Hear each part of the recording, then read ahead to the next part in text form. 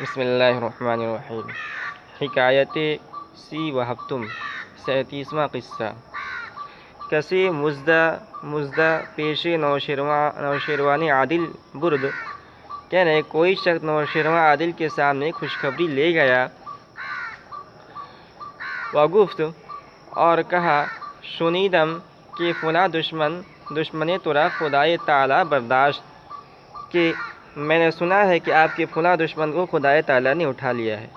جیسا کہ عام طرف ہوتا ہے کسی کو کوئی دشمن ہو اور دشمن مر جاتا ہے تو جس کا دشمن مرا ہے اس کو خوشخبری سنائی جائے کہ تمہارا دشمن مر گیا تو اس کو بہت خوشی ہوتی ہے۔ اسی طرح نوشیروان عادل بادشاہ کا ایک دشمن تھا، اس کا مر گیا وہ، تو کوئی آدمی لے گیا خوشخبری اس کو سنانے کے لیے کہ بادشاہ خوش ہوگا اور مجھے انعام دے گا۔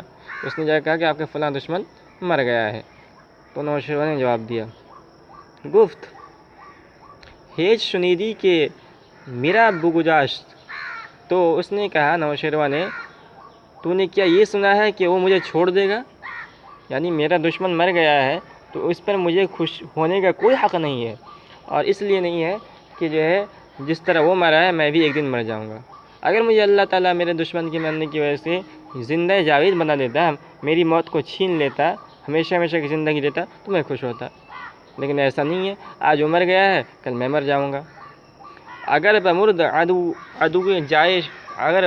عدو جائے شادمانی نیست، اگر دشمن مر گیا تو خوشی کی جگہ نہیں ہے کہ زندگانی ما نیست جاودانی نیست، اس لیے کہ ہماری زندگی بھی ہمیشہ رہنے والی زندگی نہیں ہے، اس لیے جو ہے ہمیں خوش ہونا نہیں چاہیے۔